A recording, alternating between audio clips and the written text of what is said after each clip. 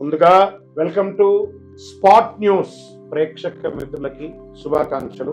మేషాది ద్వాదశ రాజులకి రాజపూజ్యం, అవమానం, ఆదాయం, వ్యయం.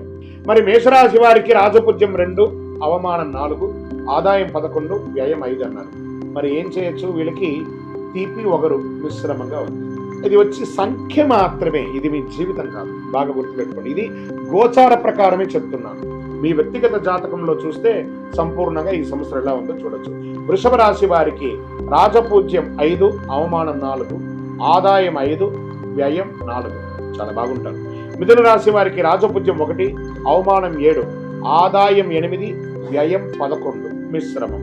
కర్కాటక రాశి వారికి రాజపూజ్యం 4, అవమానం 7, ఆదాయం 2, వ్యయం 11.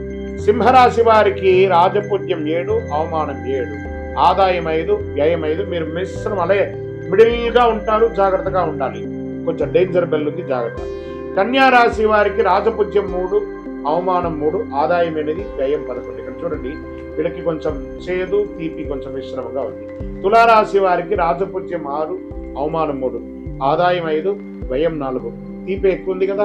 వృశ్చిక రాశికి వారికి రాజపూజ్యం 2, అవమానం 6, ఆదాయం 11, వ్యయం 5. ఆదాయం అద్భుతంగా ఉంది, కొంచెం చిన్న చిన్న అవమానాలు ఉన్న ద జాక్ పాట్ ఇయర్ ఏదైనా ఉందంటే అది వృశ్చిక రాశి. ధనుసు రాశి వారికి రాజపూజ్యం 5, అవమానం 6, ఆదాయం 14, వ్యయం 11. మకర రాశి వారికి రాజపూజ్యం 1, అవమానం 2, ఆదాయం 2, వ్యయం 8. కుంభరాశి వారికి రాజపూజ్యం 4, అవమానం 2, ఆదాయం 2, వ్యయం 8. మీనరాశి వారికి రాజపూజ్యం 7, అవమానం 3, ఆదాయం 5, వ్యయం 9.